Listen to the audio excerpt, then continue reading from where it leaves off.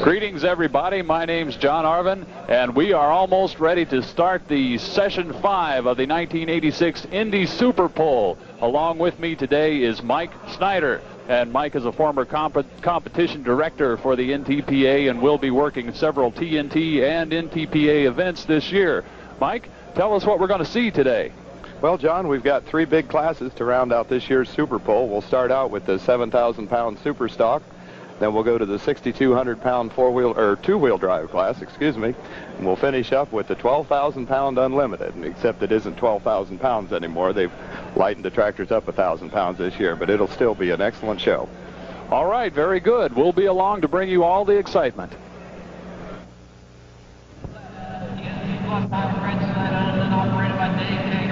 We're ready to start Session 5 with the lightweight super stock tractors, and in this class we'll see many more John Deeres. Can you tell us why that is, Mike?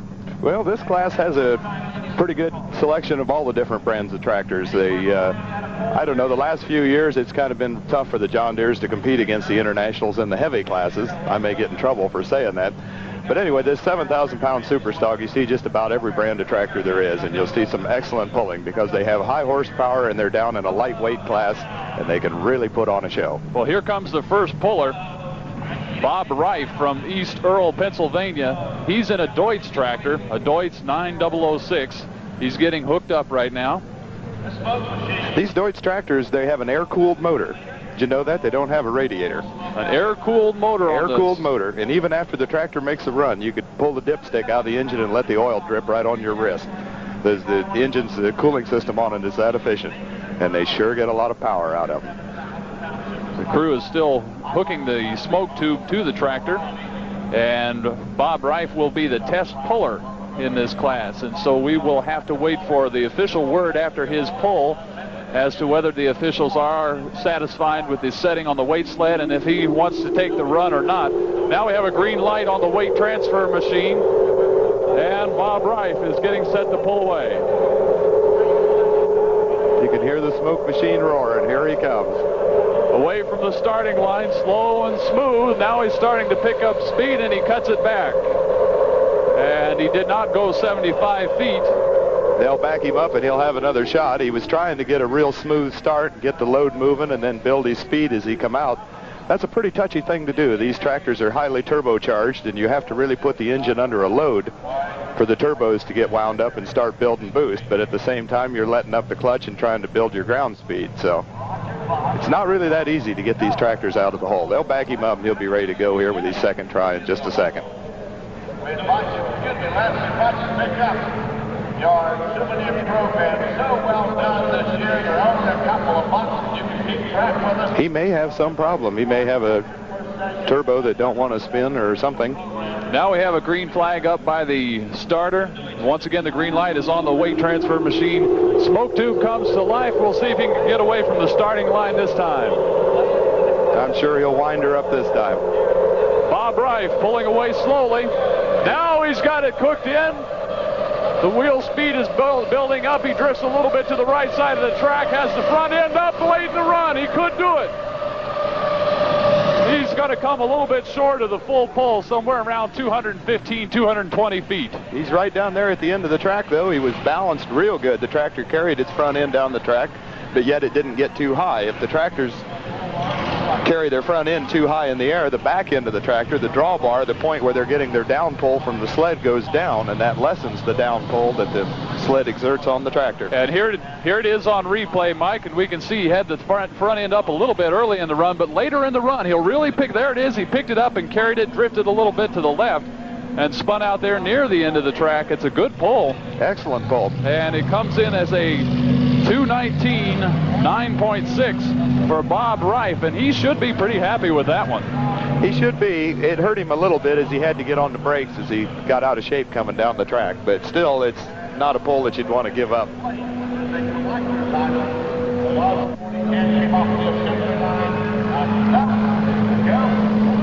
Now here comes the first of 5 John Deere tractors that we'll see in this class, and Roger Buss is mounted atop the tractor. He's the only alcohol-burning engine in the class from Napanee, Indiana.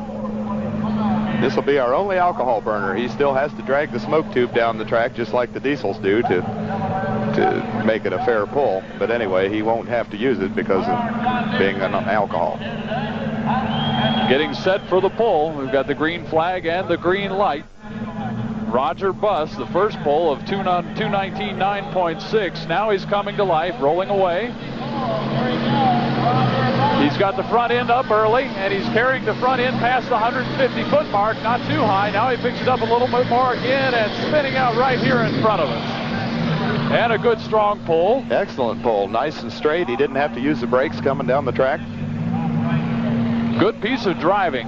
Kept the tractor right there in the center of the track. You want the tractor to try to lift its front end just a little bit coming down. And here it is on the replay. We'll see how well he kept the tractor right in between the sidelines there. Not a whole lot of drifting from right to left. Got the front end up a little bit. Pretty good tire speed. And there he spins out. And the pull comes in at 202.11.9. 202.11.9 for Roger Buss, our second puller in the class.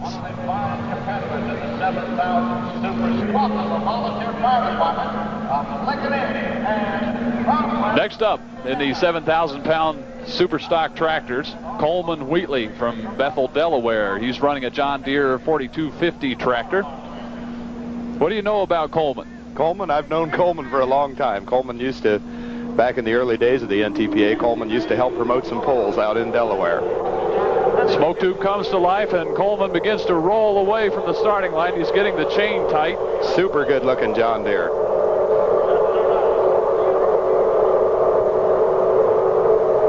Now we hear the engine build up, and he's away from the starting line. Good tire speed early. There we see the front end lift up a little bit. He's carrying the front end well as he goes past the broadcast stand, and he's going to spin down. And he'll spin out just very near the 200-foot mark. We can see the marker on the other side of the track. Another good straight run, Mike. Yeah, beautiful run. I don't know whether the officials have decided whether they're going to leave the sled setting the way it is or not. I'm sure they'll make their decision probably on this tractor. They'd probably like to get them down a little bit closer to the end, possibly with a couple of them getting out the end for a pull-off. And here it is on the replay. You can see him battling the tractor just a little bit there as he drifted some, but overall a good straight run down the track. Not too bad. He wasn't on the brakes too hard, and a good pull for Coleman. And Coleman Wheatley in the Ether Eater comes up with a pull of 205.8.3. 205.8.3, and if the standings stay as they are and there's no restart, that would put him in second place.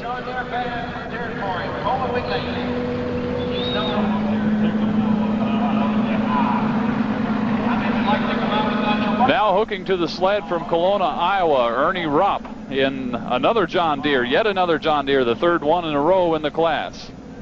Yeah, Ernie's a John Deere dealer in Iowa. It's a beautiful tractor. This tractor runs the 7, 9, and 12,000-pound classes, and it's super competitive in this class. Here the smoke tube comes to life, building manifold pressure now.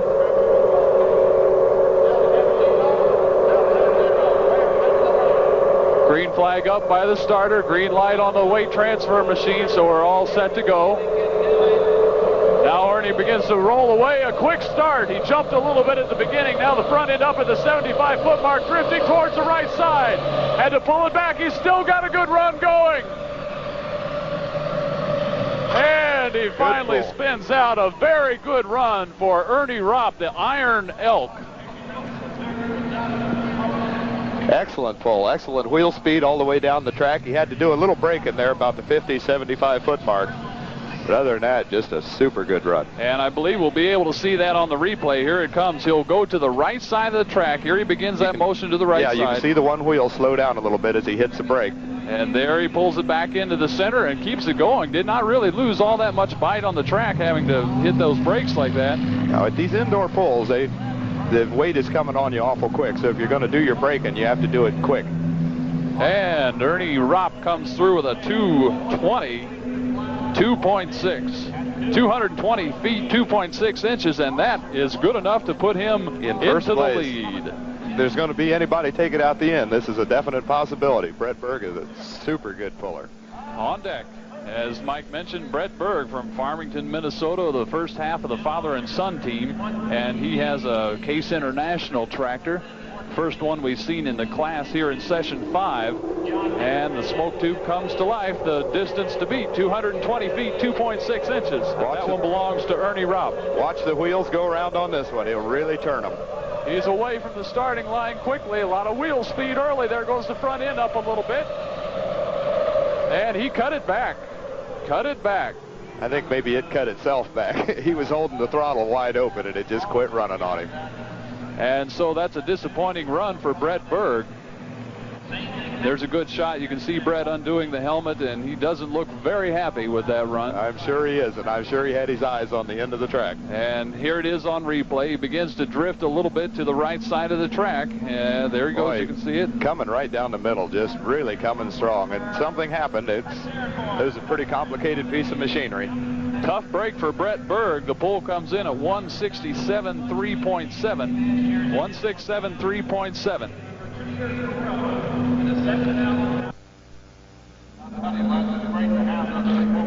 John, I see a Deutsch sitting down there on the starting line, so probably Robert Reif has decided not to take his first pull and will come back and pull in number 6 position. I thought maybe that was a good enough run that he'd decide to take it, but obviously he thinks he can do a little better.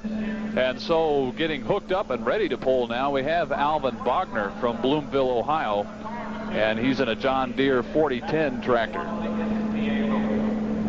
Right now the distance to beat remains 222.6, that belonging to Ernie Robb. You know, that's a pretty rough decision whether to take that first pull or not, because your tractor could break on the second run and you'd end up with nothing. It's a big gamble. We'll have to see if it pays off. Right now, Alvin Bogner. Oh, dear. Something did not sound good at all for Alvin Bogner. Sounds like he might have had a turbocharger problem there. Just as he wound it up, I heard a pop, and that's definitely not a good sign. I'm sure he'll back it up and try it again. He may have popped an air connection between two of his turbochargers. Some of these tractors have as many as 4 turbochargers under the hood, running boost pressures, in some cases, over 200 pounds. So there's a lot of horsepower in these engines, and Alvin is staying in the seat. Looks like perhaps he will back it up and try it again. Bob Reif has come back. He's going to turn down his test pole of 219 feet, 9.6 inches. And, Mike, as you mentioned, that's a gamble. It sure is. He made an awful good run. Maybe he felt if he put just a little more weight on the front of the tractor, he could do better. And we'll soon see. We'll see if the gamble pays off. Bob Reif getting set to pull away. One of 2 Deutsch tractors in the class, and something broke right at the starting line. You saw the puff of smoke. So we've had 2 tractors in a row have trouble right at the starting line and not get away. And Bob may have given away an awful good pull. Well, I don't remember. What was his distance? Yeah, he was sitting in second place, and he may have just given second place away. That puff of smoke had come out under the hood. He may have lost an exhaust connection between 2 turbochargers. The smoke's supposed to go up the stack, not come out under the hood. So again, a tough break. Now we hear the smoke machine come back to life, so apparently it's nothing serious. We sure hope so. Bob Reif's going to try it again. Now beginning to pull away from the starting line slowly, smoothly. Still not very much speed. A lot of black smoke coming out of the engine. And you cannot even see the driver. That's why you want to give a lot of consideration to giving up that first pull, unless you really make a real bad screw-up coming down the track. And a lot of times it's costly to give that first pull up. Apparently, Bob Reif does have problems that may be more serious than what we first thought. Here it is on the replay. You'll see him. He never really did get much wheel speed as he pulled away. As he tried to wind the engine up and build up his boost pressure, if he had an exhaust leak underneath the hood, of course the turbochargers would not operate to their maximum, and the engine just won't develop any power without that boost pressure. And there's a good shot of it. You lose sight of the driver. He got a face full, and he's pulled it away, 92.0.8, but if it's something not too serious, he'll have the opportunity to come back. No, that was his second pull. That was it. Made right there, so that's all that he'll get, unfortunately. He may have given away second place in the class.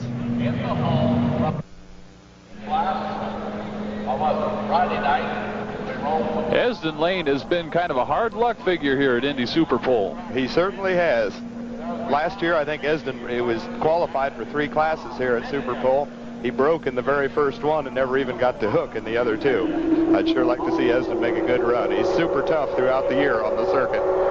And I'm sure that Esden's hoping to do just that. The smoke tube is alive, and the chain is tight. Esden's hooked up and hoping for a good run here. He starts away from the starting line, smooth and slow. This is definitely Esden's class. Drifting towards the right side of the track. Now he picks up the front end a little bit. He has a good run going, and something gave out at the end. Something blew at the end. Definitely an air connection popped apart somewhere. There was that big pop you heard was all the boost pressure leaking away from the motor. At least he made it all the way down the track. Well, he did get a good pull. I'm sure he's not happy about what he heard at the end of the run.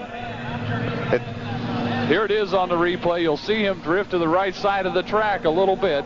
His balance is real good, though. He didn't have to get on the brakes very hard. I'll tell you, if he wouldn't have popped, we'd probably had a new first-place tractor. Right here on the right side of the tractor, you can see a puff of smoke come out, and that was all she wrote on that run for Esden Lane. Still a strong pull. 213, 5.6, 213, 5.6, and with Bob Reif dropping his run of 219, that's going to be good enough right now to put Esden Lane in second place. All right, next up, Steve Blaugrave from Ackerley, Texas. Steve has a brother who's not running in this class. Yeah, Steve's brother just runs in the 9,000 and 12,000 pound classes, but they've lightened this tractor up enough to be able to run all 3. And it's super competitive in this class. And so the family has a representative in the 7,000 pound modifieds. Distance to beat still belongs to Ernie Ropp at 222.6. Let's see what Steve Blaugrave can do about that.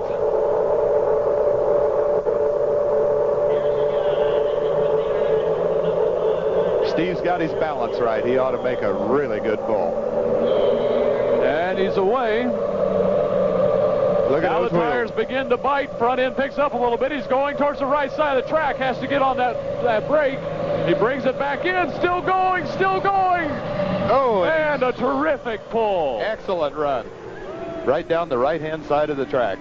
And he did. He took a big detour over to the right side of the track, had to get on that left brake and pull it back in, but it didn't hurt him an awful lot, as he might have had the full pull without that. It's hard to say. Here it is on replay. You see him drift to the right.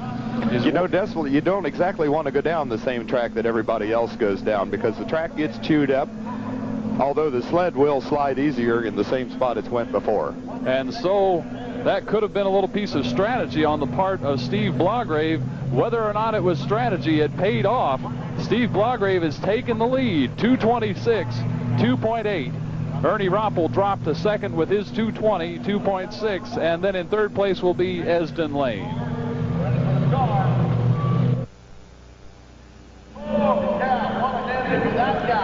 Now the Alice Chalmers tractors will do their bid to take the lead. First up for the Alice Chalmers tractors will be Al Cook, a local man from Indianapolis, Indiana. Yeah, we've got a local boy hooking on here. Al pulls the 7, 9, and 12,000 pound classes. Very competitive in all 3, but the 7 is really Al's class. They call him the Alice Cowboy. And the Alice Cowboy will be looking for a good ride down the track right now. The green light up. The green flag is up.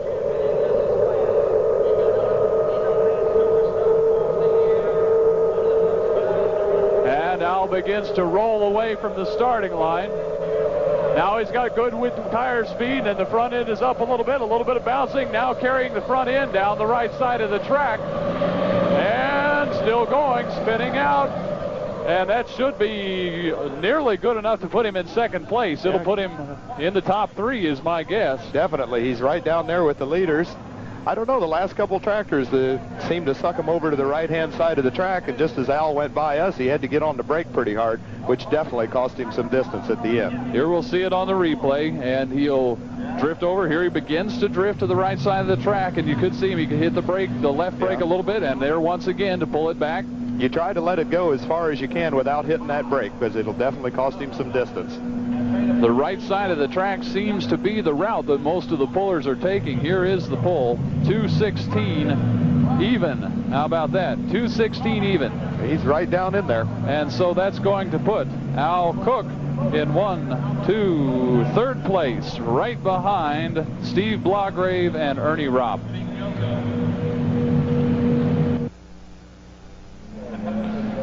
Alan Brabeck from Lawrence, Iowa, in an Alice Chalmers tractor called the Imposter. The Brabeck brothers have another tractor that they run in the 5,000 and 7,000 pound classes, a 180 AC. They just come out with this new series AC here a couple years ago. They've had a lot of trouble with it, a lot of bugs to work out of it. But the last time, a couple times I've seen it run, they've made some excellent pulls. Steve Blaugrave remains in the lead with a pull of 226, so that's the distance to beat. And the crew has hopped back up on that tractor and working on the smoke tube once again. That poor smoke tube, it goes through, it has a pretty rough life. A lot of heat, a lot of fire going out through that tube. But those of us who are indoors are thankful that they have that smoke tube. We certainly appreciate that tube. We've tried a lot of different things over the years to get the smoke out of the building, and it's an awful job. The sport has seen a lot of changes through 13 years. There's been 13 Indy Super Pulls, and I'm sure that there have been an awful lot of changes. One of the most recent, within the last few years anyway, is the laser beam scoring system, and that's really speeded things up. Saved us a lot of time out on the track and a lot less personnel involved to take the measurements. Now the tube comes to life, and Alan begins to roll away. The chain is tight. This tractor has the same motor in it that the D21 that Al Cook has just pulled. Although the D21s were built back in the middle 60s, this is a newer series tractor, just a couple years old. Building up the manifold pressure, getting set to pull away. Now he comes away slowly. And there the wheels bite in. And something is cut loose. And unfortunately, that's all he'll get because he's by the 75-foot mark. Like I say, they've been working on this tractor awful hard the last couple years and trying to get the bugs worked out of it. They're trying to run a little different setup than some of the other guys run, and it takes a lot of work to get it straightened out. And a tough break for Alan Brabeck. Still working the bugs out of that new tractor. Here it is on the replay. The wheels did dig in and they got started. You can see the wheel speed right there early in the run, but it ended quickly. Yeah, a lot of pullers have had this problem. They really come to life, and then, you know, it looks like you've really got a good run going, and all of a sudden they just quit running. That's a awful frustrating problem. And as you said, Mike, he passed the 75-foot mark, so he will probably have to stay with that one unless the officials determine that something happened that was not a mechanical failure or was not his fault. 97.3.4 for Alan Brabeck. Well, that's a tough break. I'd like seeing Alan really get down the track.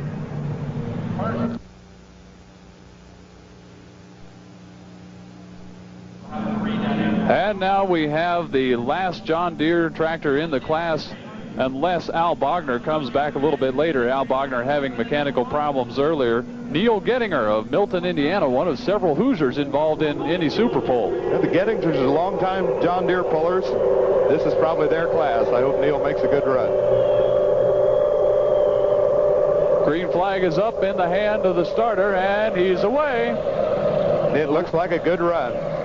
The wheels have good speed early. Front end not coming up, but he's got a lot of speed built up.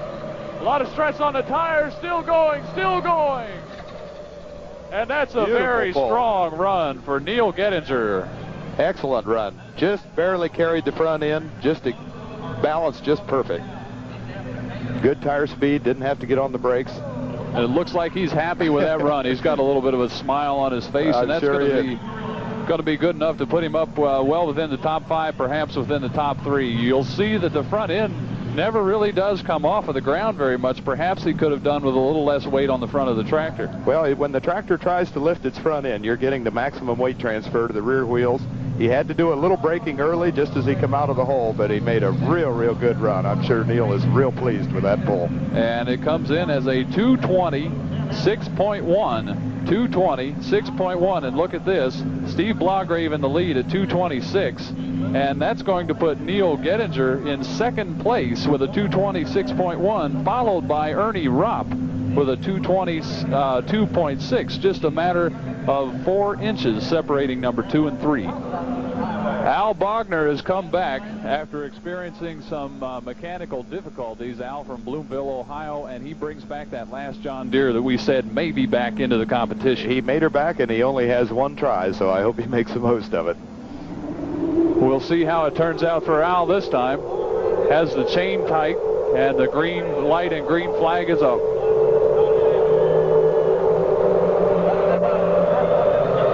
And he's away, not much power. Rolling slowly, trying to keep it going. It's just not going to kick in. Just not going to do it. He definitely had a problem somewhere. He couldn't get his boost up. Just couldn't get a head of steam up to get the tires turning. That's a shame. He tried. He tried to keep it going, and he knew that this was his last shot. When the guys drop 6 positions, it gives them, I don't know, maybe 10 minutes or so to turn what wrenches they can. But if it's a serious problem, it's often difficult to do anything about. And so it looks like Al Bogner's going to go away from this class a little bit disappointed. Now they're backing him up. They have not disconnected the tractor. I'm sure that was, he only had one attempt left, so 63.32 for Alvin Bogner.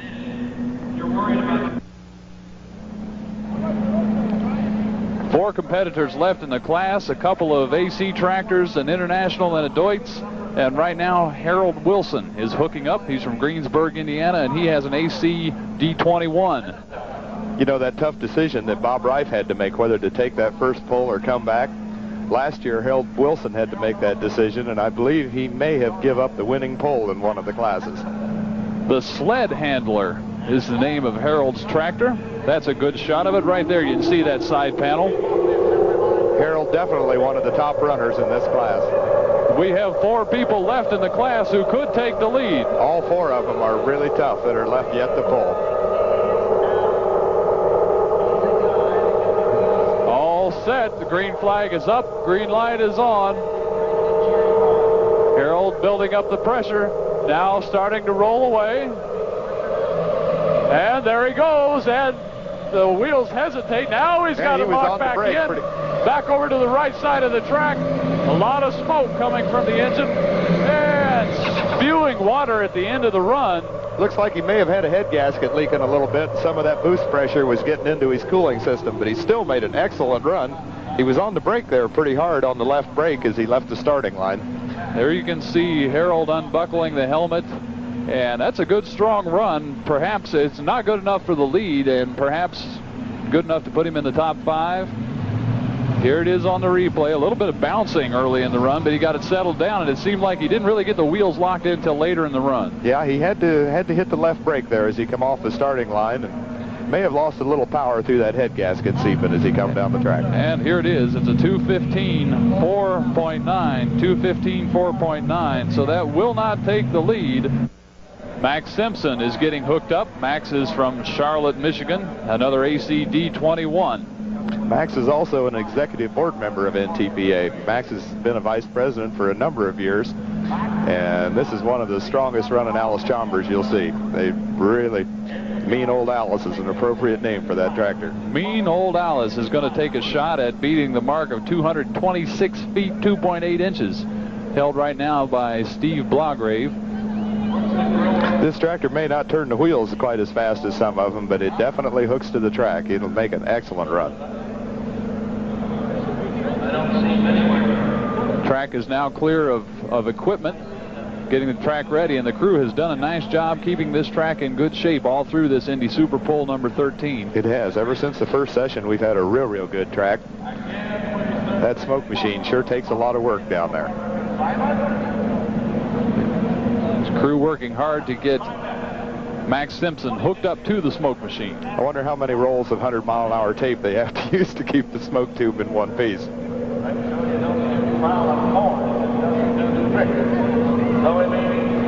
They hold tractors, funny cars, everything else together with that 100-mile-an-hour tape. Now we're set. The green flag is up. The green light on the weight sled is on, and Max is away from the line.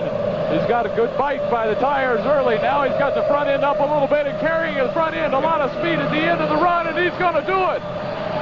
Full pole. Full pole. Max Simpson Remember what I said about him not turning the tires very fast? He sure made a liar out of me. You got the tire speed up on that one and a good bite in the track. Excellent pull right down the center of the track. I'm sure Max is happy with that. And that has shaken up the whole class. Here it is on replay. He did carry the front end, not up very high, but he carried the front end a little bit. You'll see it come off the ground right there. Yeah, you want the tractor to just try and lift its front end so that you know that there's not any weight up there that's not being utilized. And he pulled it right past the line. You can see the line on the replay there. Max Simpson jumps into the lead with the full pull, and that will drop Steve Blaugrave to second place. And puts an Alice Chalmers in first place. And Neil Gettinger at third.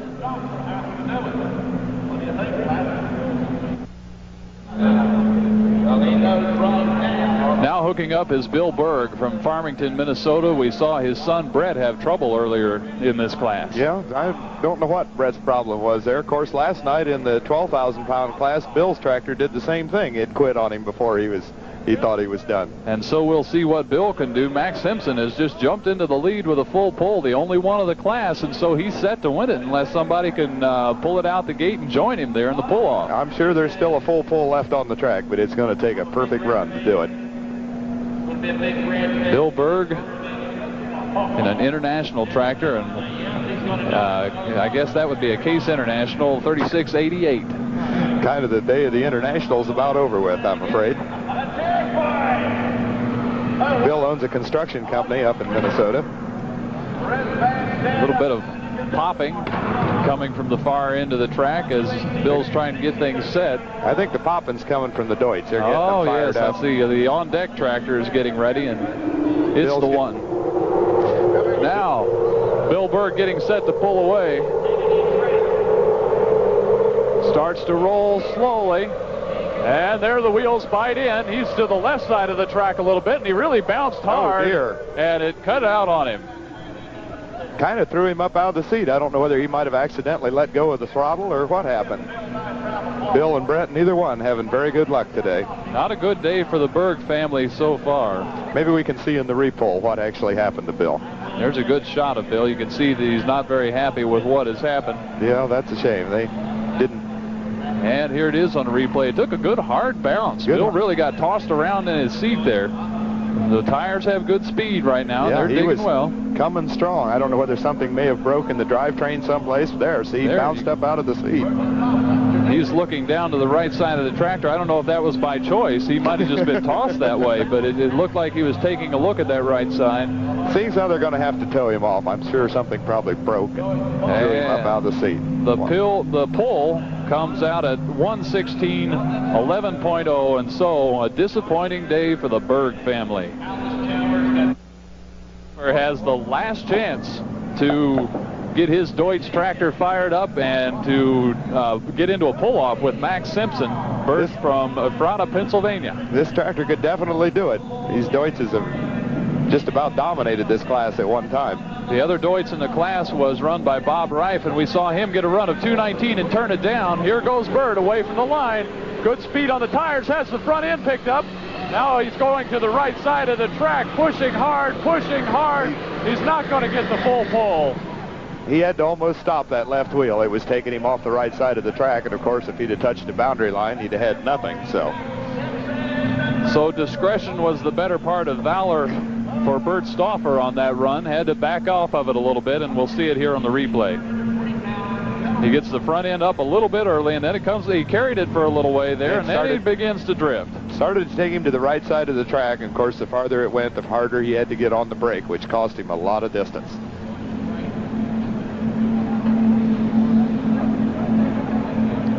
And there he spins out. Bert Stauffer, a good strong run at 2:13.5.5, 2:13.5.5, and so the winner of the 7,000-pound Superstock class is Max Simpson. Second place will be Steve Blaugrave with a pull of 2:26.2.8. And then in third place is Neil Gettinger with a pull of 2:26.1. 2:26.1 for Gettinger. And we will try to get Max Simpson over here for a few words. I'm here with the winner of the 7,000-pound super stock here at Indy Super Pole 13, Max Simpson. Max, that was a heck of a run. Mean old Alice really did the job for you today. I noticed the sled seemed to be taking some of the guys off to the right-hand side of the track coming down. Did you have any problems with that? Yeah, I noticed early that a lot of guys were having a problem with that, and I felt if I could get a straight run out of the hole and stay straight, I could win it. It did pull me a little to the right, but I was able to bring it back pretty easy with the brake.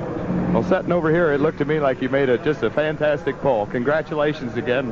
Thanks, Mike. That was a fun pull. It really was.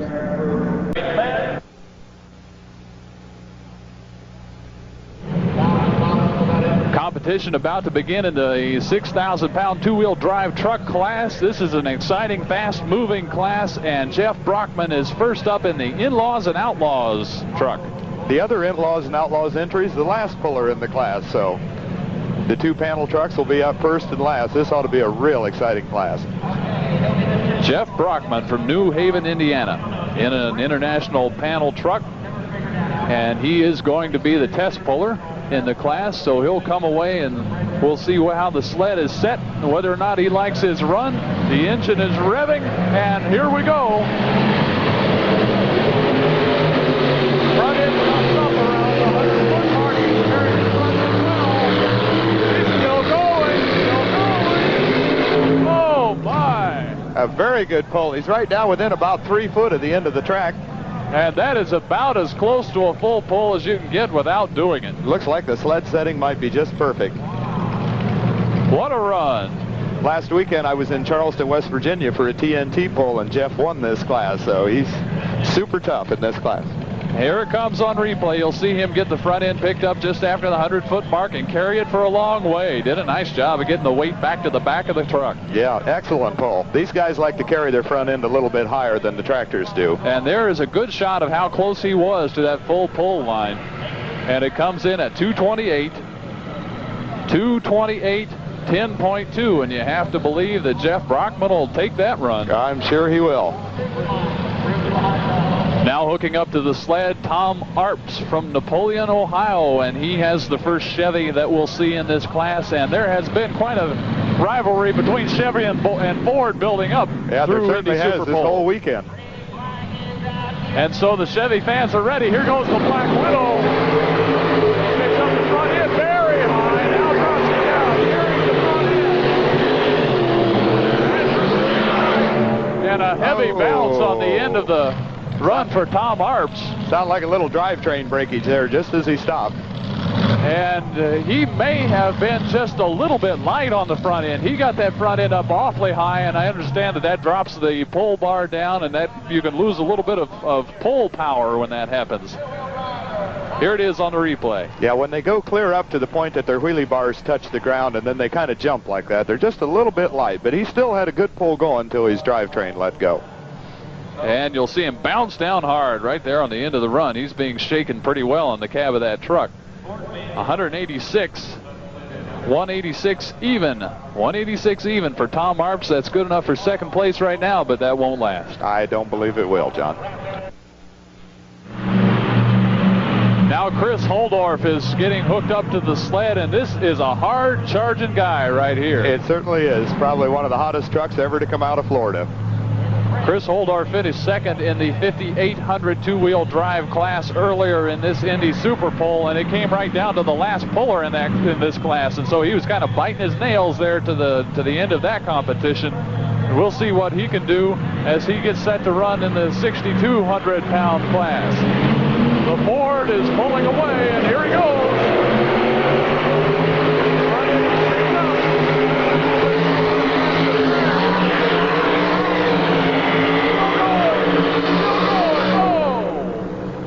Well, you talk about an extra effort.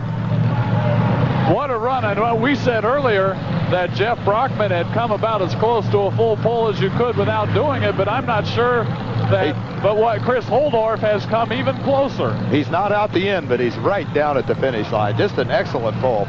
You see about 20 feet before he got to the end where he kind of...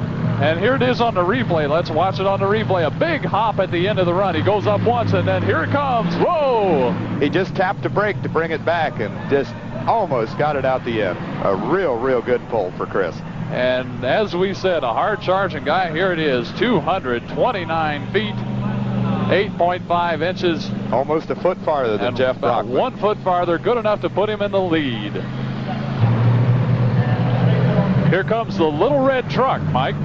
Wayne Roush from Dublin, Ohio. Wayne is one of the super tough runners on the NTPA circuit. He was down in Charleston with us last weekend, made an excellent run down there. You know that the strategy's a little bit different here at these indoor pulls on a short track. The weight is coming on them so much faster, and some of the pullers will put in a special gear over what they would normally run outdoors on a 300-foot track just for these indoor pulls. And so Wayne Roush now has to beat a distance of 229, 8.5. Chris Holdorf in the lead. And the little red truck is getting set for his run. With a big Keith Black Hemi under the hood, so we'll see how Wayne does. Green flag is up.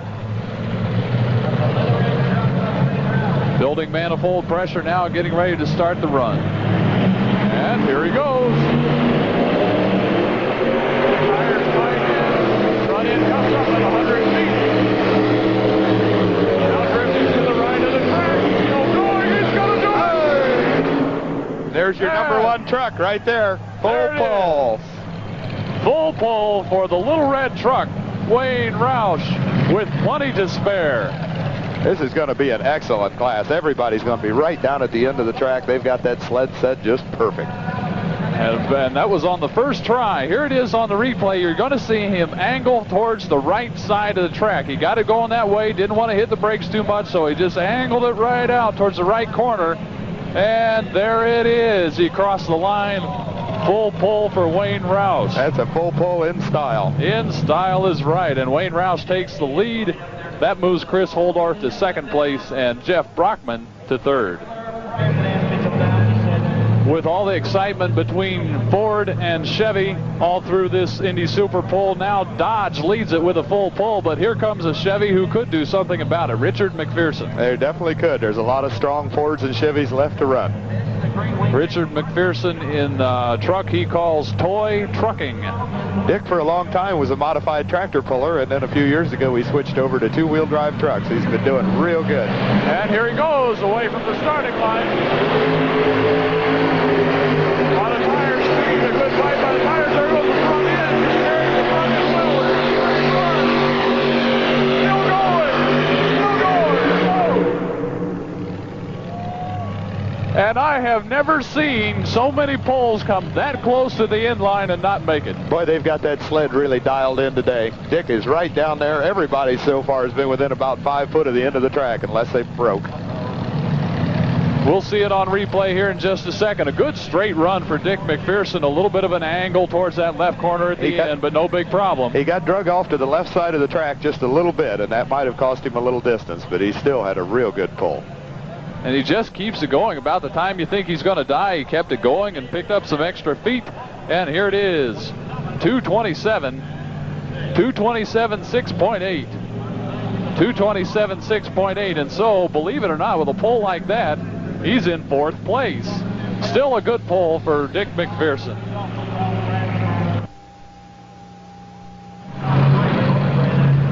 Now here comes Mark Miller, one of the youngest pullers on the circuit.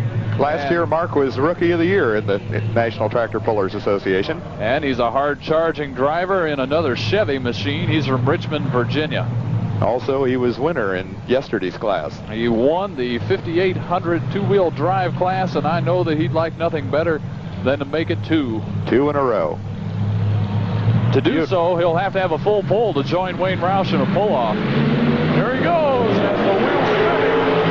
Away from the line, he's bouncing early, a lot of bounce up and down.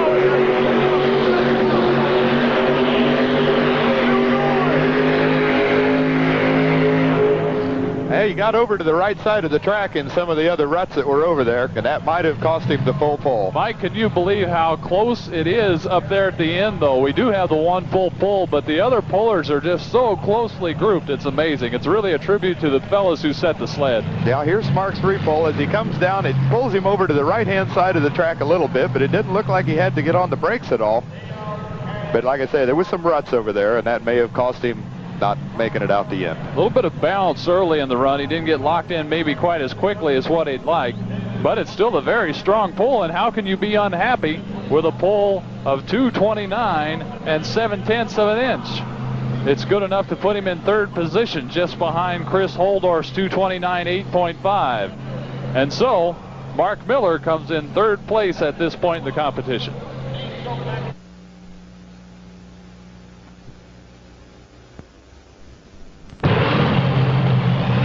Here comes a machine that is an unusual machine called the Driller, and you don't really know whether to call it a two-wheel drive car or a truck or what. It's got a Chevy engine and a Corvette body. Well, last week at the TNT pull at Charleston, he had a pickup truck body on this unit, and they just come up with the new funny car body. I don't think it quite fits on the chassis, though, the way that Leo wants. Leo K from Bradford, Pennsylvania. This has one of these Arius racing engines in it, and they definitely develop a lot of horsepower. And Leo will have to take it out the end if he wants to get into the full pull. That's a definite possibility. Had a little trouble getting started there. I saw Bruce Hutchison come out with a gas can and give the engine a little drink to get her lit up. And once they did that, it lit up right away. Sometimes these alcohol motors are a little tough to get started, especially in the wintertime. Leo K, here he goes. He's away from the line. Has the tires locked in. There goes now. It's going hard. And He didn't have any problems today. He's got himself in a pull-off with Wayne Roush, so we have a tie for first place. And no doubt about that one, he cleared it by 8 or 10 feet. And once again, we saw him angle for the right corner of the track. Perhaps not by choice, but that's where he wound up. Well, anyway, these ruts down here at the end of the track didn't slow him down at all. He just took sled and everything right out the end. There you see on the replay, the front end lifted up and comes back down, back up again. There he's angling towards the corner. Pulled it back in there at the last minute when he knew he was close and pulled it across. Just an excellent pull. So Leo K in the Driller has forced this competition into a pull-off.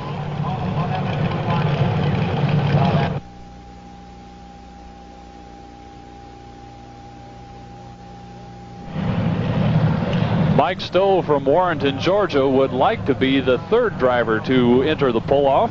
Well, he certainly has the machine that could do the job. Mike also pulls a modified tractor, so they have a tractor and a two-wheel puller to boot. The Bad Dog is the name of this truck. It is a Ford, and so the Ford fans in the crowd are hoping that Mike can pull it out the gate and join that pull-off and keep their hopes for victory alive.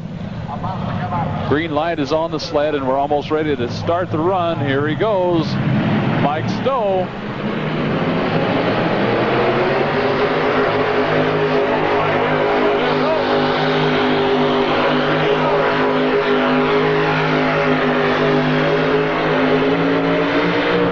Boy, is he close, right at the end of the track. It is hard to tell. The chalk line has been chewed up, and we can't really see if that's a full pull or not. I hate to even have to guess on that one. Boy, that is close, right down the center of the track. Never had to touch a brake. Here it is on the replay. Good straight run. The front end came up a little bit, back down, then right around near 150 feet. He got it up and carried it out for a little ways. And that engine definitely sounds strong coming down the track. I thought it was out the end for sure. Here it comes up, and he carries it down the track, sets it down again, back up.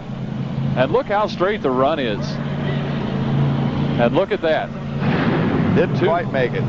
231 feet and 2 inches. He only lacks about 3 feet of a full pull. So Wayne Roush and Leo K stay on top with the full pulls, but that pull could be good enough to win Mike Stowe a third place finish. Definitely.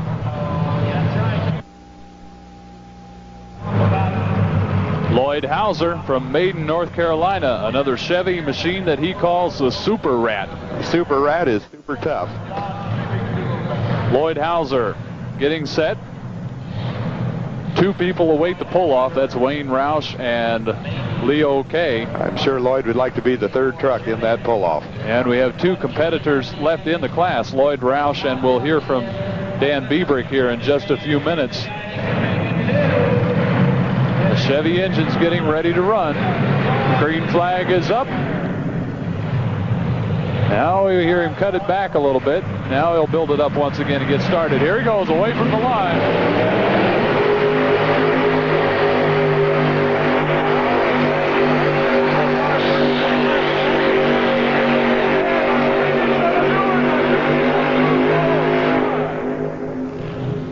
Boy, they're piling them all up right at the end of the track, aren't they? Piling them up. That is a good way to put it. There's a good shot of Lloyd Hauser.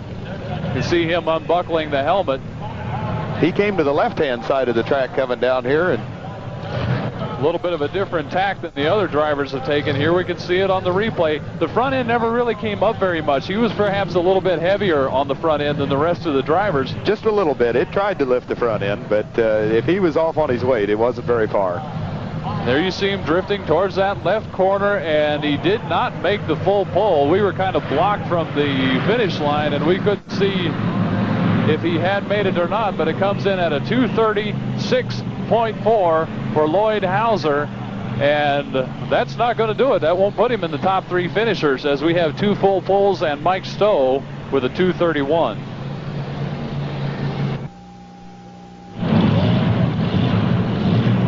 Now Dan Biebrick, the last competitor in the 6,200-pound four-wheel drive or two-wheel drive class. And then he's the other half of the In-Laws and Outlaws team. The other half, the orange pair, the international truck was the test puller in the class, and rounding up the show was Dan. A good possibility for another full pull. 49 Dodge panel truck, and so those Dodge fans have an opportunity to see another Dodge in the pull-off if Dan Biebrick can pull it out the gate. You know, as we travel around the country, you'd be surprised at the people that come down that contribute parts to these trucks. Maybe somebody will have a grill or a headlight. And here goes Dan Biebrick away from the starting line.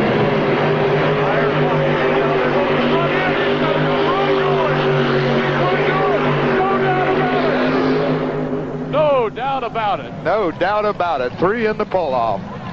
Right straight down the middle of the track.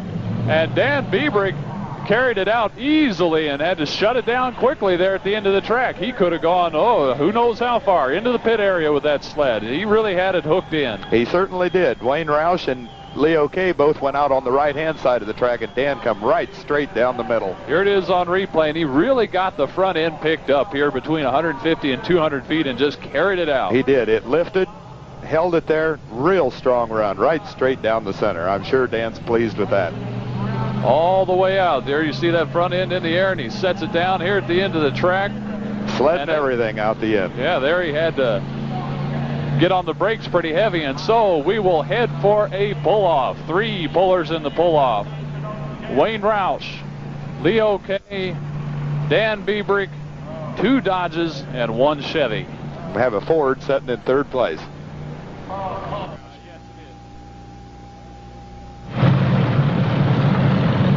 And we're set to begin the pull-off, and the first one to hook up will be the little red truck, Wayne Roush. I'm not sure what they may have done to the sled to make it a little heavier. They could have blocked the weight box ahead a little bit and give them a little more preload off the starting line. They may have added weight to the box, shifted a gear. We'll have to wait till they make a run so we can see what they've done. But anyway, this ought to be a super pull-off. Number of options for the official crew as they set the sled. And we've had terrific sled setting in the first part of the competition. We had 3 full pulls, and then 1, 2, 3, 4, 5, 6 more drivers who were past 225 feet. It was really closely bunched. So Wayne Roush is now getting set, ready to pull the chain tight and see what he can do. He is that first man in the pull-off. Now that can be a good spot, it can be a bad spot. It kind of puts the pressure on the others, but also everybody else sees what they have to beat. Right, as soon as Wayne makes his pull, everybody else will know what to do. So he's kind of doing a little experiment. Here he goes, away from the line. Front end staying down. Now listen.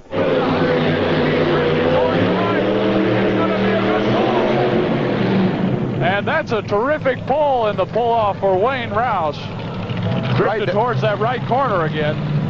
Seems like all day long it's been pulling them over to the right side of the track. And it's funny, it must just be track conditions, because we've seen sessions and classes where a lot of them pull to the left. But right now we're seeing them pull to the right. Here's the replay. He didn't get the front end picked up early. It came up a little bit right around 150 feet. It starts right there, it pulls up a little bit, and he starts to drift. Well, the first puller in the pull-off, he's not really sure what they've done to the sled and how the sled is going to react. So Wayne made an excellent pull, though. And his distance 216 feet and 2/10 of an inch. 216.2 for Wayne Roush. Now Leo Kay and Dan Biebrick know what they have to beat.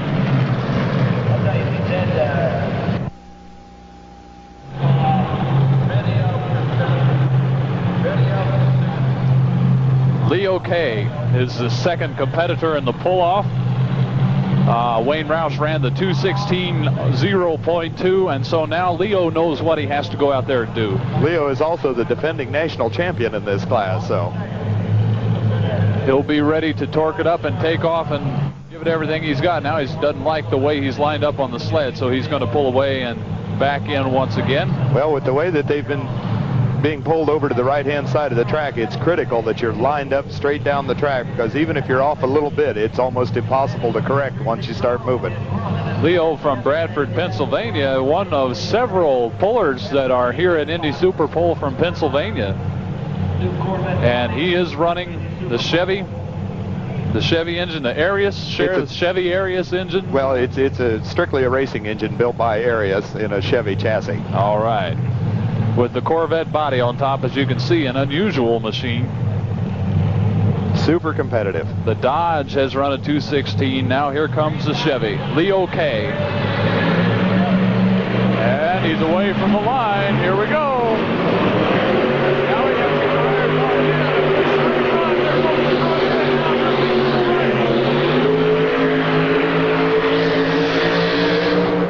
and he did not beat Wayne Roush, so Wayne is still in the lead. Wayne Roush's mark of 216 is safe.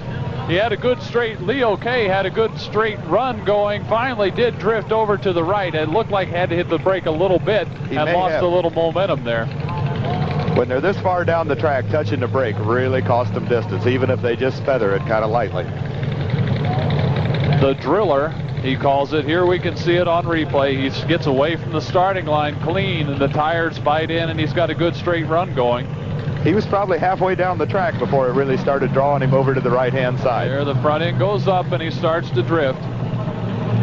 If he had to touch the brake at all, that may have made the difference. You can see him pull it back in. It comes in at a 207, 2.6, 207, 2.6. Now, Roush, Kay, and Biebrick are going to be number 1, 2, and 3, but we don't know what order yet.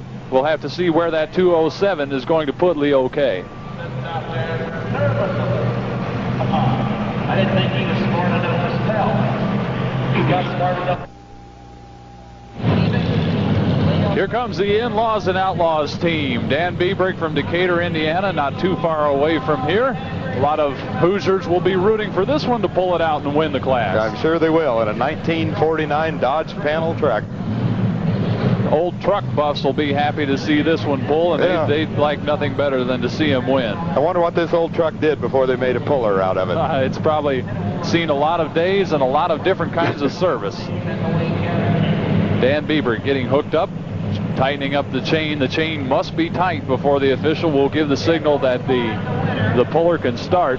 Now we have the green light on and the green flag up, and here goes Dan Biebrick.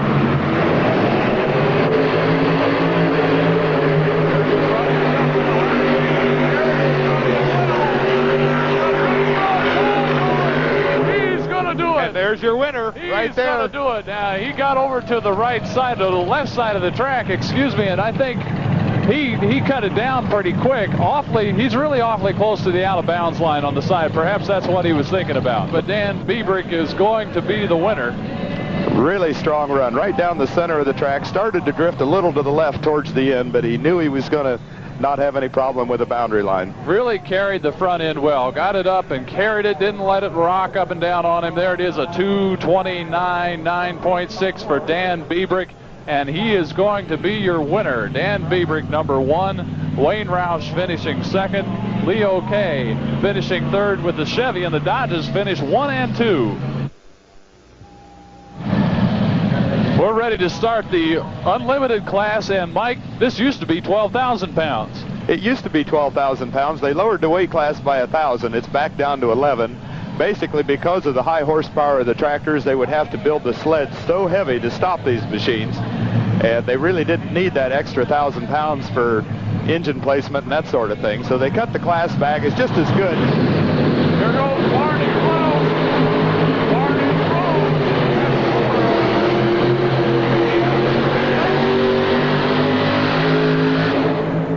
And Barney Klaus spins out before he gets to the 200-foot mark.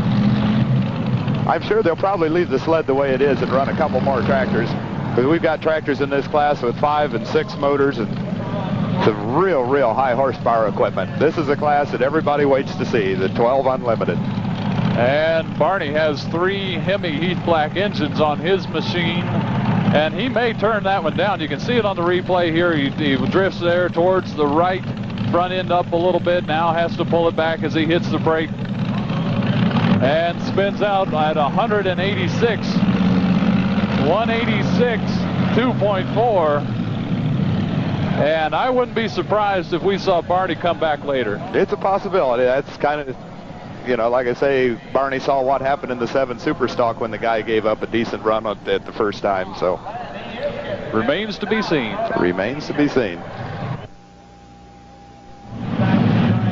Norm Smith is getting hooked up, and I believe that Norm Smith runs along with John Shull. Yeah, the tractor belongs to John Shull, but Norm does a lot of driving. Norm is an excellent driver. This is probably one of the most competitive 3-engine tractors ever built. A couple years ago at the Nationals at Bowling Green, Ohio, this tractor won all 3 classes, the 7, 9, and 12,000-pound class. This is also the last run for this tractor under the ownership of John Shull. It's sold. Another puller will take her home and start running it tonight.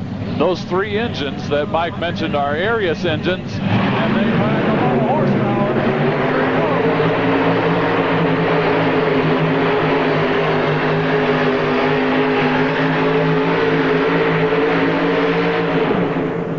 Norm gets down past the 200-foot mark.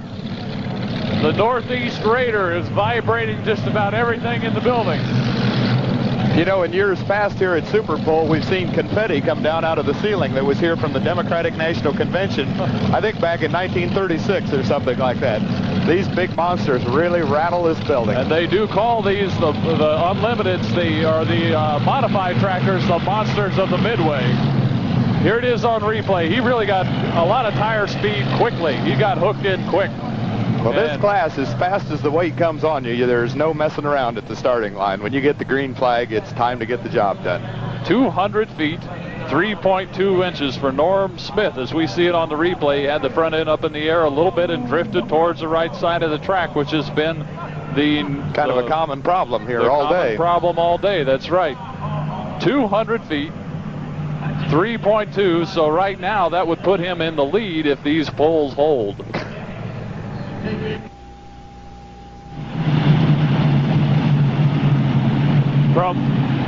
From Patriot, Indiana, here comes Bruce Hutcherson in the Macon Bacon Special. Tell us a little bit about this machine. This tractor has 5 Rodec solid aluminum racing engines in it. Bruce is one of the most popular pullers here at the Indy Super Bowl. This tractor is just, I don't know what you can say about it, really. It's just unbelievable. A lot of folks wonder how they get all these motors put together, how they get them all pulling together so that one doesn't fight the other one. All these multiple engine tractors have a clutch on each motor that locks up with centrifugal force. So when the engine revs up, that motor keeps pulling with all the rest of them. And here he goes.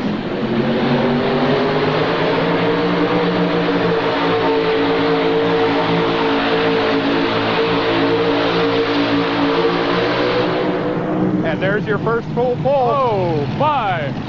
Those 5 Rodex did the job. There's still dirt coming down out of the air. It's raining dirt all over us. You see the smoke come off his tires as he spun out there? He was actually smoking them big tractor tires. And that's on a chassis built by Tim Engler, who we are going to see later on in this class. Here's a replay, a terrific run, straight down the track. No control problems whatsoever. The front end just bouncing lightly on the track. Just a super run. Really had it locked in well. A full pull for Bruce Hutcherson, and that's going to jump him up into the lead very quickly. Yeah, I'll bet there'll be some more guys right down here with him, too, before this class is over. Here comes a record holder, the Banter Brothers Blue. The Banter Brothers have lead for the most wins here at Indy Super Bowl with 7. They have the most full pulls with 19.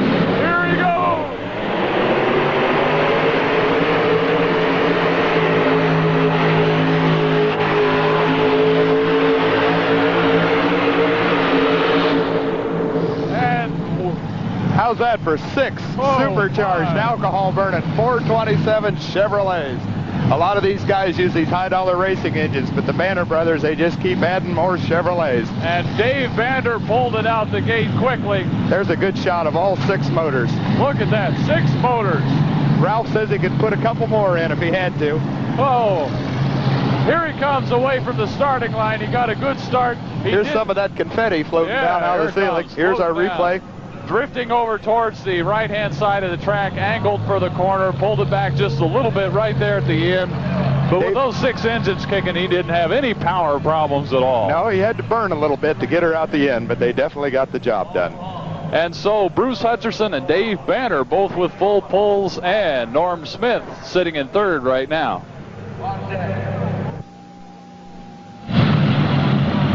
Sonny Owens is next up from Harwood, Maryland, and he has Ford engines, but they're not they're a little bit unusual. Yeah, they're not your typical Ford engines. These are built by Arius, but these engines carry a Ford part number. You can go to your Ford dealer and actually buy one of these right out of the book. Sonny Owens with that kind of fatherly demeanor, with that beard, the white beard, and no mustache. Here he goes. One of the most popular pullers on the circuit, Sonny Owens.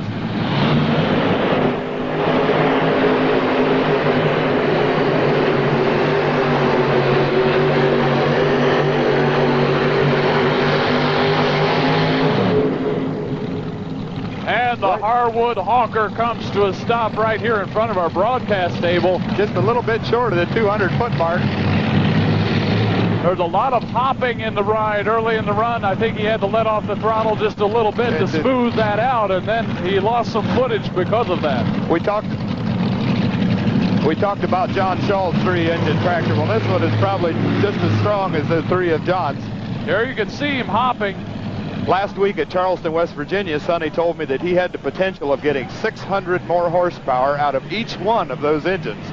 But he said if he did, they probably wouldn't live very long. So. And the pull comes in at 194, 8.9, 194, 8.9, and that puts Sonny Owens in 4th position.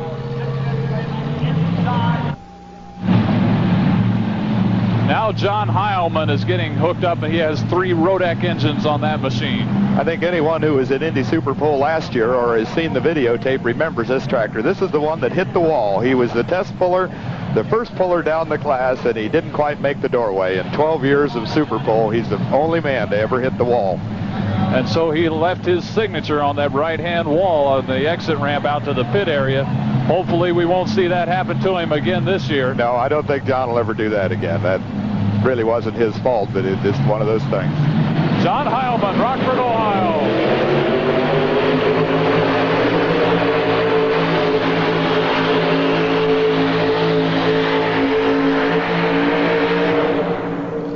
And John Heilman perhaps running a little heavy on the front end. Just a little bit. It tried to pick up the tire on this side, but if you notice, all the triple engine tractors, though, they pretty much get down to the same spot. This is the class where horsepower definitely makes a difference. You could see on the video there he had a smile on his face. He's pretty well pleased with the run. It's a good straight run. No control problems. Here he is on the replay in slow motion. John's putting a new pulling vehicle together. He'll come out with a new 2-wheel drive puller next year with a 86 Ford Thunderbird body on it. He probably said he should have it running within a couple months. And John Heilman comes across with a 186 10.9. 186 10.9. That will put him in 5th place.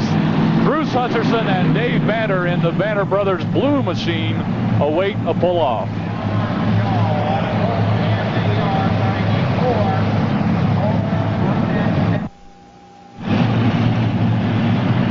And now John Shaw brings his Chevy machine out here. John from Fultingham, New York. This is John's 2nd entry, the other one driven by Norm Smith. I asked John yesterday if he was going to build another tractor to replace the triple that he's selling. He said no, he's just going to stick the 5th motor in this one and run it next year. And right now he's running 4 Chevy engines in the unlimited class. 4 super strong engines. He puts a 5th one in there, he'll be right in with Banners or anybody else. Chain is tight, and we're almost set for his run. 2 pullers awaiting a pull-off, and John Shaw will do what he can to join them.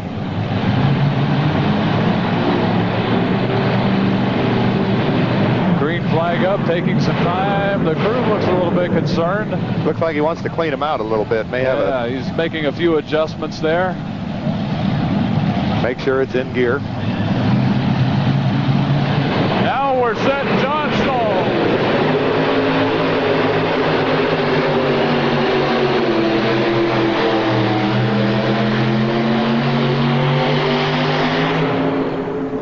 And he didn't make it out the end. Look how deep that right-hand wheel dug down into the track. Really dug down. We can see it on the camera angle that we have right now very well. It really dug down. You can see how the tractor is leaning. Of course, the reason that happened, we can watch his foot in the replay. He was on that left brake awful hard.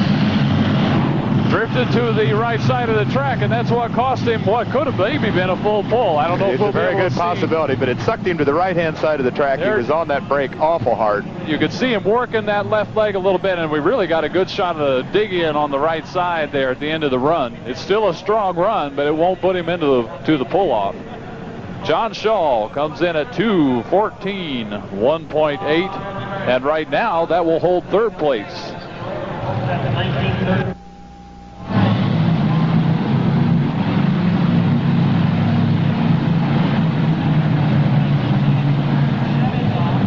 Dave Banter is back in the orange machine this time. The Banter brothers operating out of LaFontaine, Indiana.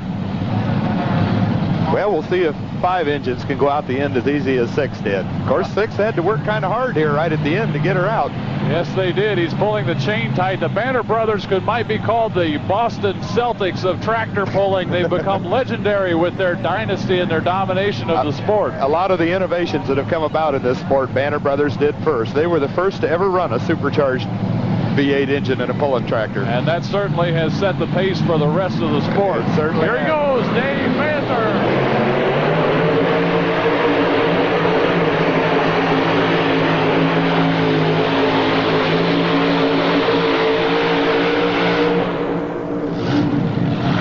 And the orange machine is not going to make it out the gate. Didn't quite make it. He hopped a little coming out of the hole. It took him probably 75 foot to settle down. That's one nice thing about having 2 tractors. Dave Banter knows that although he did not make the pull-off with this one, he comes back in the blue machine later on. Here's the replay. A little bit of a drift towards the left side of the track as he was going. And as you mentioned, Mike, he got some bouncing early in the run and had to smooth that out around between 75 and 100 feet. You want the tractor to lift and carry its front end smoothly, and that may have cost Dave the distance that he needed to get out the end. And I'm sure he had hoped to put 2 tractors in the pull-off, but the blue machine will be. Dave Banter comes in with 2:11, 10.4.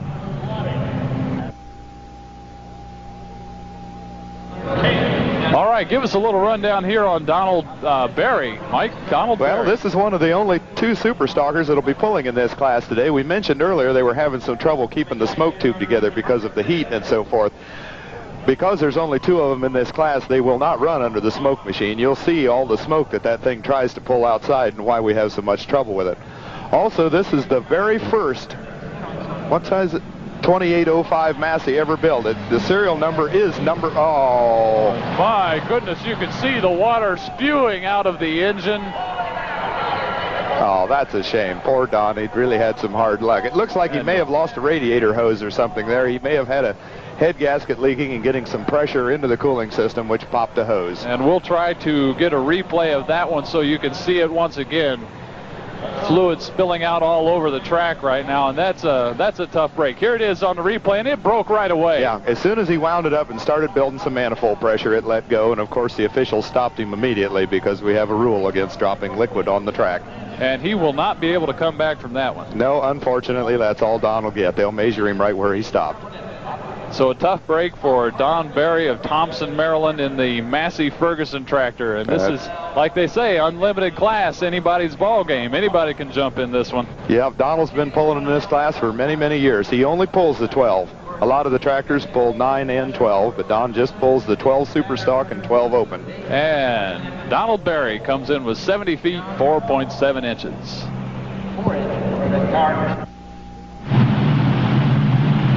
Russ Jansen next up from Oregon, Illinois, has 5 of those big Chevy engines hooked into that tractor. He definitely could do the job. Russ is super tough on the circuit all year long.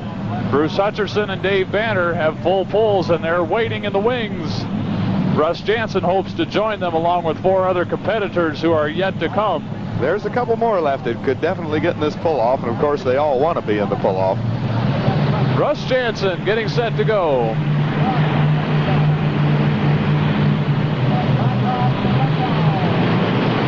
And he's away.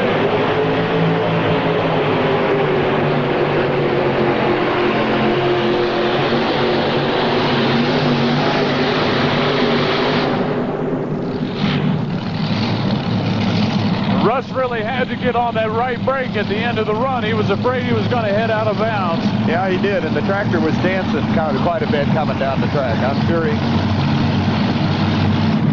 And here it is on the replay. Watch the engine shake early. Right there, that center engine really shaking back and forth a lot. That's an awful lot of horsepower to be going back. And here he drifts towards the left sideline, and he'll get on that right brake hard. There it is. He begins to pull back. A lot of bouncing on the run, bouncing up and down, and you lose footage when you bounce like that. Russ Jansen comes in at 193.8.0. 193.8.0. Now we're going to get a dose of smoke in the Indiana State Fairgrounds Coliseum as Howard Meredith is hooking up his Case International 1066 to the sled. And as we mentioned before, it's an open class, so these super stock tractors can jump in. This should give you a real good example of what that smoke machine has to handle with every super stock tractor. It's a wonder it hangs together as long as it does. Howard from Y Mills, Maryland. So we've had pullers here from all across the United States. That's why they call it the Super Pull. That's right, and Howard is getting the engine torqued up and ready to go. It's going to get kind of dark in here, I'm afraid. And he's away. You can see that black smoke pouring from the stack, and he lets off of it a little bit, tries to get back on, still going past 150 feet. And a real respectable run for Howard. A good run. It'll be around 165 feet or so all told. In years past, when the smoke machine has broke down and we've had to run several tractors without it, it's got so dark in here you can't even see the lights up at the top of the building. And now we can see why. Look at that smoke pour out of the stack on the replay. He got started pretty smooth, and then right there it looks like he lets off of it a little bit, and then he got back into it and built up some more wheel speed. And it was a good straight run. It was. He was right down the middle, but it's hard for the super stalkers to compete with these high-powered modifieds. They just can't turn the wheels as fast. Howard Meredith turns out a 174.4 here in the unlimited class.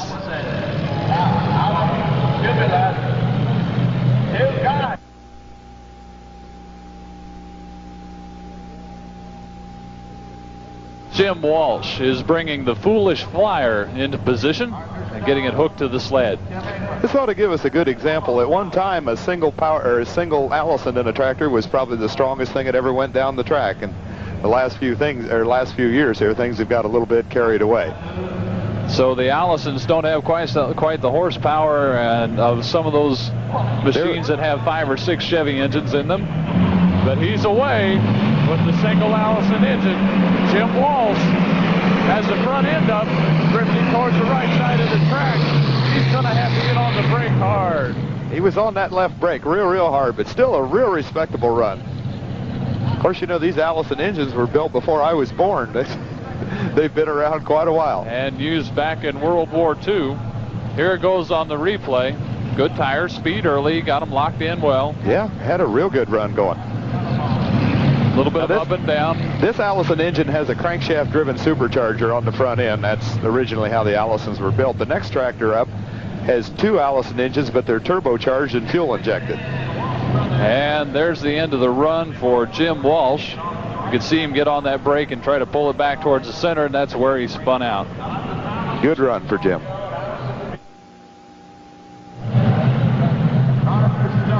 And now from Middlebury, Vermont. That was a mouthful there. Gardner Stone comes with the twin Allison engines, the LTL Special, loud, tough, and lethal. This one not only has twice the engine that the last tractor had, these are also turbocharged and fuel injected on alcohol, where the single engine was supercharged, carbureted on gasoline. So we could see a quite different performance from the Allison engines here. I think you might run. see the tires go around just a little bit faster. Gardner Stone shooting to join the pull-off with Dave Banter and Bruce Hutcherson, who are patiently awaiting their turn to see who is going to be the winner of this class. One nice thing about these with turbochargers on them, they're fairly quiet. That does help the noise problem. It muffles them just a little bit, but it makes a lot of power. Gardner Stone set to go. Away from the line slowly. There he locks it in, and he's coming towards this side of the track to the left. Angling to the left, and he's not having any problem controlling it. And spins out here a little bit ahead of the 200-foot mark. I think if he had that all to do over again, he might got with the throttle just a little bit harder out of the hole. He rolled away very slowly and finally locked it in a little bit later in the run. Really got on the throttle tough Even though they're trying to take off with a nice smooth start, that weight box, as soon as you move that sled 1 inch, the weight box starts coming ahead. Right there it is. You can see it on the replay when the wheels seem to pick up more speed and get going a little bit, and then he drifted towards the left side of the track and spins out. Because you have to get that momentum built early. That's what carries you down the track. So a 187.4 for Gardner Stone of Middlebury, Vermont. Tim Engler has had a really tough break come along his way now. He's had to scratch from this class because of a mechanical problem. He never did even get hooked to the sled. Now, that's a real shame. I'm sure everybody here was really psyched for Tim to make a run, seeing how he's already won 2 classes at this year's Super Bowl. But there was some problem on where the 2 front motors are coupled together. I don't know whether it was a coupler or a fuel problem or what it was, but Tim had to scratch, and that's a real disappointment.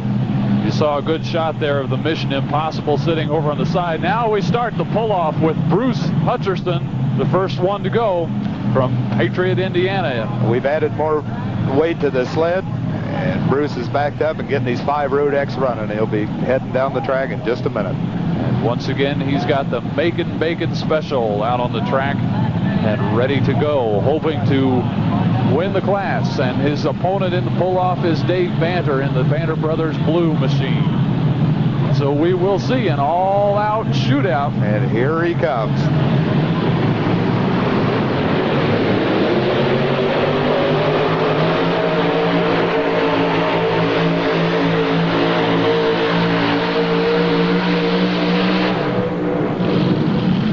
It will be very interesting to see what happens. Boy, you talk about shaking you in your seat. A lot of smoke pouring out of the engines right now.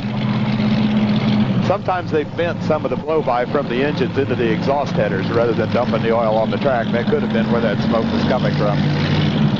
It'll be interesting here. The pole is not quite going to be 200 feet. It's close to 200 feet, but I don't think it's quite going to make it. Here it is on the replay, perhaps.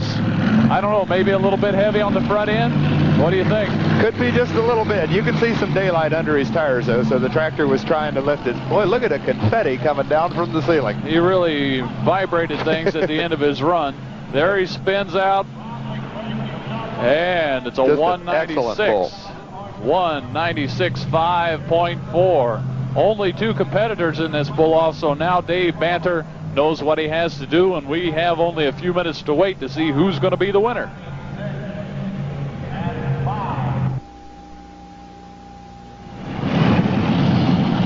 Dave Banter is bringing those 6 Chevrolet engines back, and he has to beat a 196.5.4. There's a definite possibility he could do it. This will be the last hook of the 1986 Indy Super Bowl. We'll see. It's only fitting that it has come down to a pull-off between 2 super pullers. We'll see how 5 or 6 cast iron Chevrolets run against 5 aluminum racing engines. Dave Banter would like nothing better right now than to add another win and another full pole onto their records that we talked about earlier when he ran in this class. Yeah, you see where Dave's aimed? He's aimed kind of to the right-hand side of the track. Maybe he figured it was going to take him better anyway, so he'd just drive down that side. And that could be the winning combination. Here it goes.